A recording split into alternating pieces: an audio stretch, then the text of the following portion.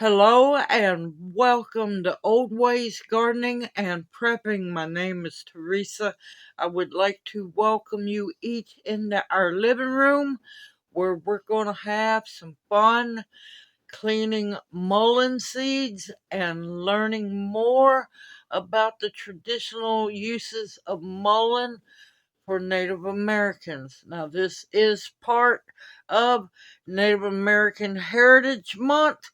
There is many things to learn, and well, I don't have enough time in a month to teach a bunch of it, but I'm doing what I can, and this is going to be a very good learning experience for many people.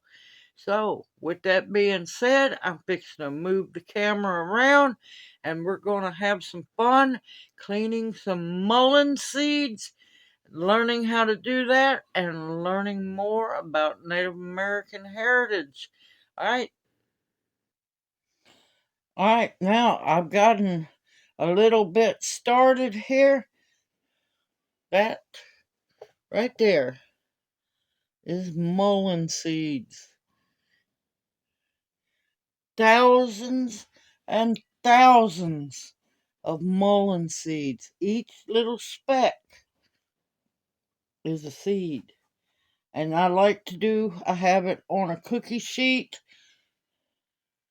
so that, and this cotton cloth so they don't bounce so much.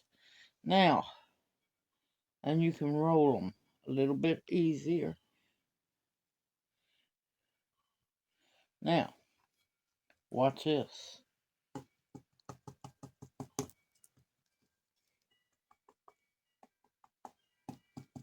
You can do it that way, or you can take each little bud off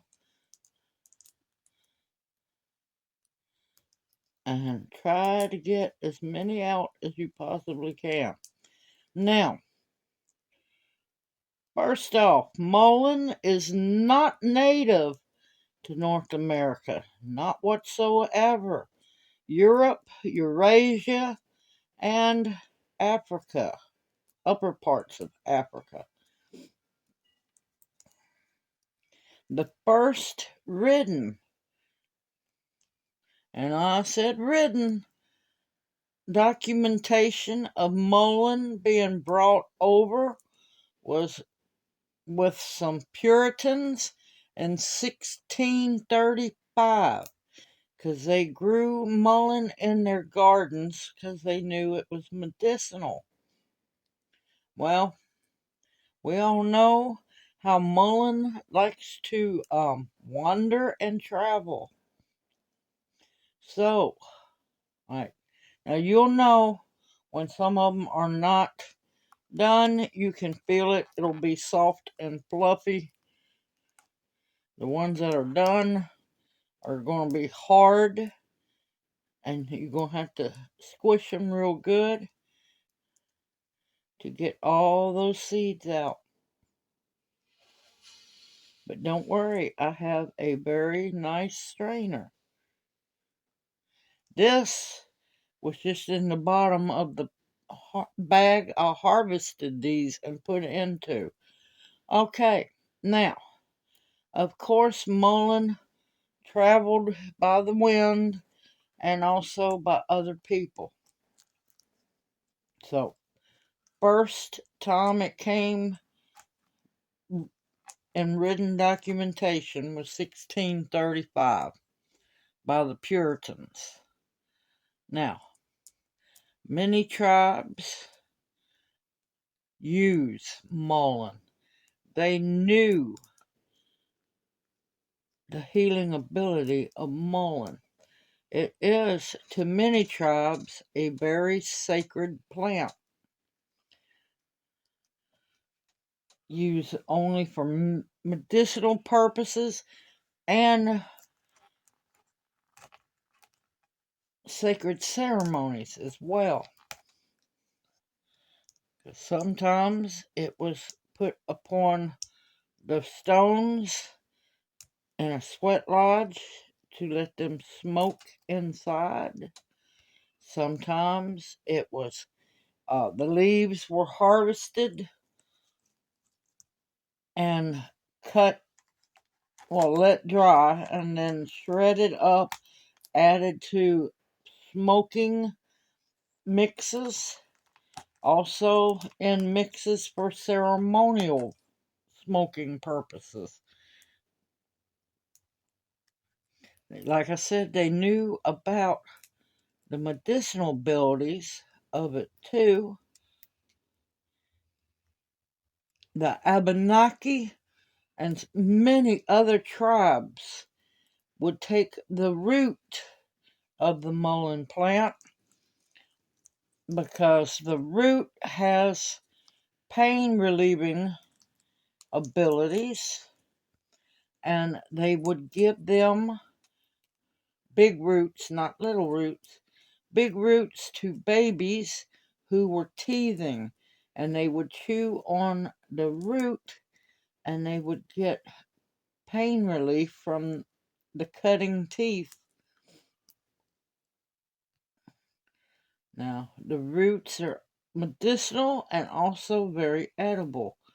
They would put the roots also in soup. Another very important thing they would do as winter come around, they would wrap their feet with the big mullein leaves and put them on thickly and then put their moccasins on. The leaves was a barrier between their feet and the moccasins, in the moccasins, with the mullein leaves wrapped all around it. It would keep the winter chill as well as the snow and ice from absorbing into their moccasins, which I find very, very interesting. No, you don't, bug. You're not welcome.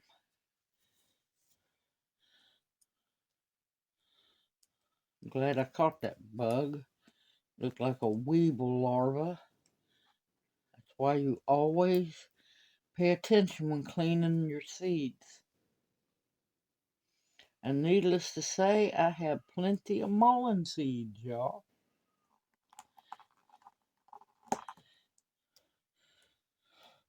Now, some tribes, not many, but some, would also take the young, sturdy mullein leaves and use them to do war paint upon their faces because it was a sacred plant.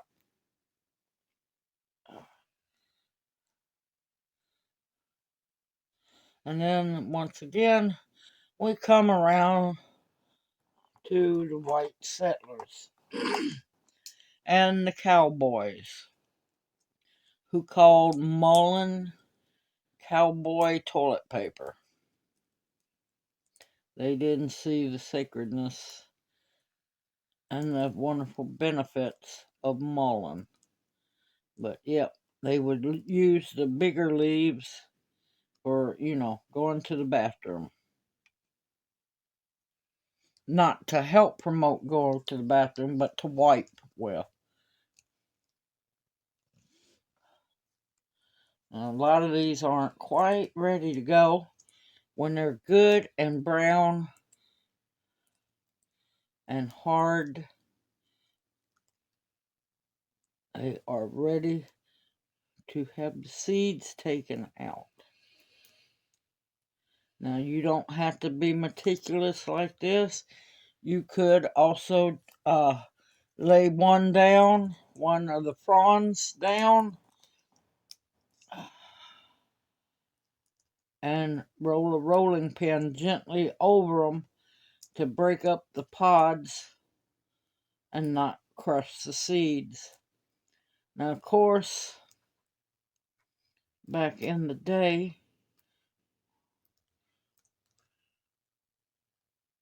the Americans also learned that these made wonderful torches.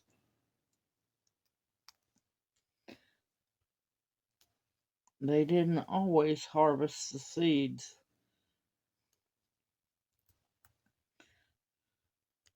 But if I wanted to, I could take, you want to use the handle to hold with, but I would about this far down, dip that in bear grease.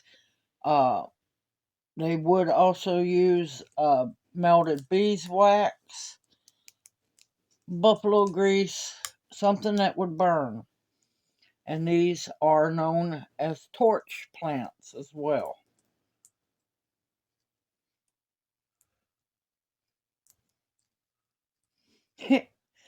I could plant many counties with all of this. I'm not going to clean all of them, but I just wanted to show y'all how to do some of them. So when you have a chance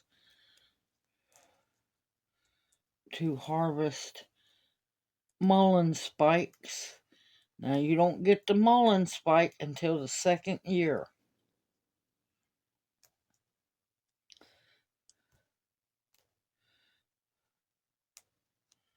And a lot of times when they bloom the big spikes, they don't always come back.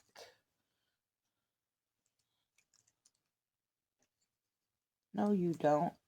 Just no, you don't. You have to be vigilant, because there's always some critter somewhere.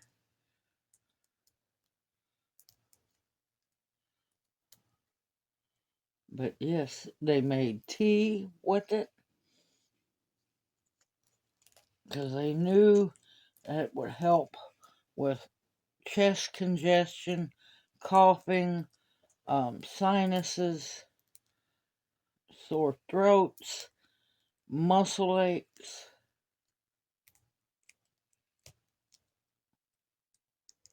But see, you just want to squeeze the pod if you can and let all them little seeds come out. Now, is every single seed fertile? Not always. Not always.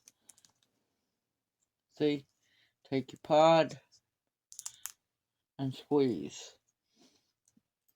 But if you let them get dry enough, you can just tap them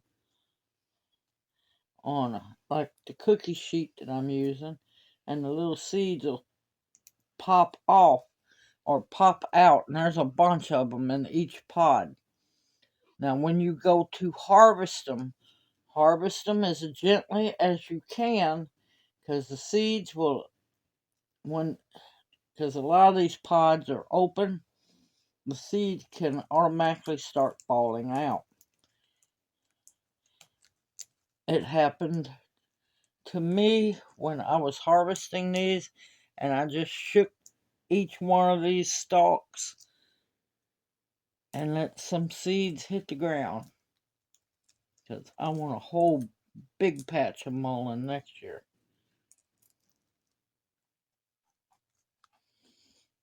But there's so much more history to be learned about mullen and what all the Native Americans used it for.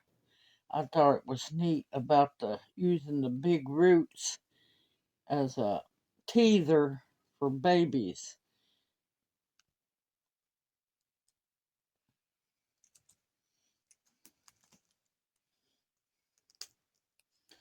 Winter's coming up. Good time to be planning what you're going to be planting next year and cleaning seeds. Just make sure they don't have bugs, because bugs are getting to where they're just trifling anymore. They don't care.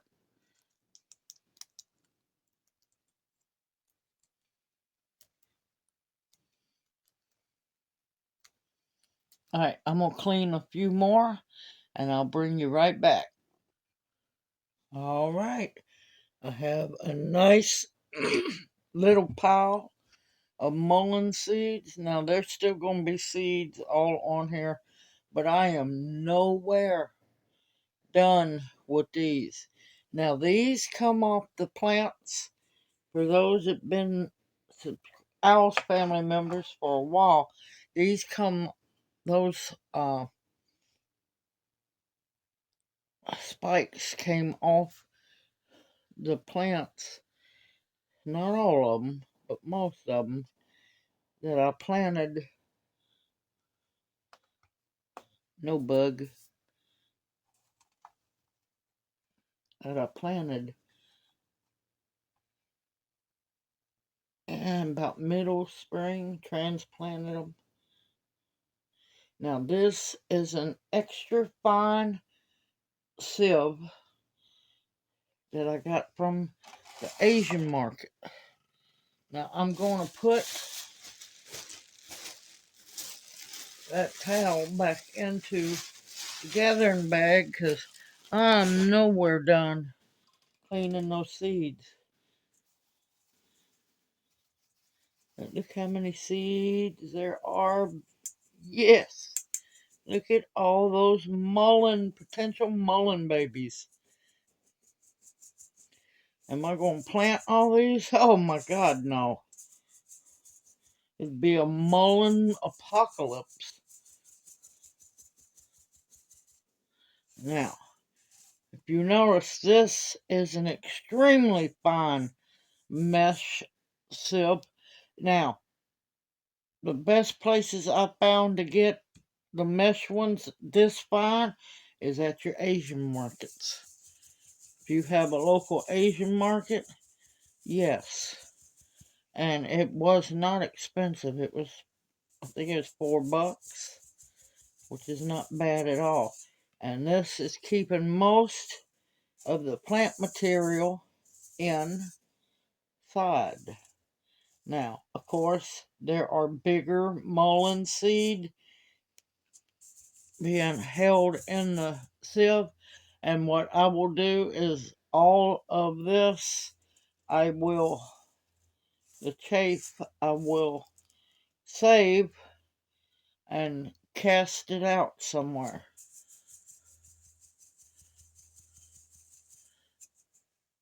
Alright, not getting rid of this. I'm going to put it back in my harvesting bag.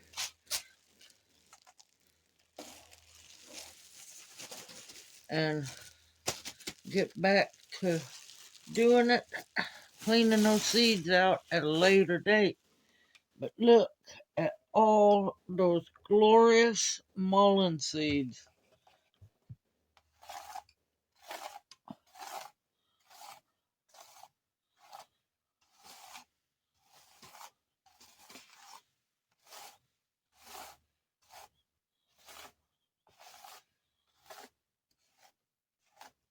It's got a little bit of fluff, which ain't gonna hurt a thing.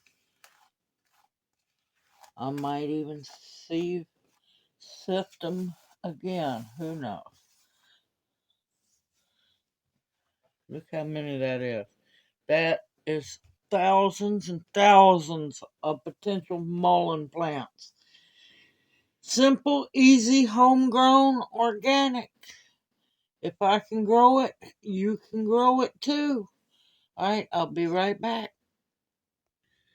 I hope you have enjoyed this video and it inspires you to grow mullen, to go out and harvest it. If you harvest it from the wild, please harvest responsibly. Don't just strip the whole plant. Just take several. Depends on how big the plant. They get massive hair and they're all over the place. Harvest about a quarter of a plant, go to another one. Now, if it's a little small plant, I usually pass on those unless it has bigger leaves. But if I can do this, you can do it too. And there is so much more history on it. I just didn't want to make a really long video. Trying to keep them as short as I can, but yeah, some of them I can't help it. These grown organically, they were transplants. The little runt, if anybody watched and remembered the video, the little runt is gotten big. It's doing great.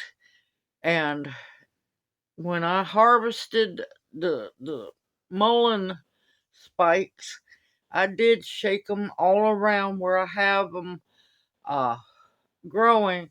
So hopefully they'll be sprouting before long, because they'll grow through the winter here. They grow year round. Everyone, take care. Stay safe and sound. Remember, it's Native American Heritage Month. Learn something new every day. And remember it. Make sure it's something good. And like I said, mullen was not native to North America, but I am so thankful that it's here now.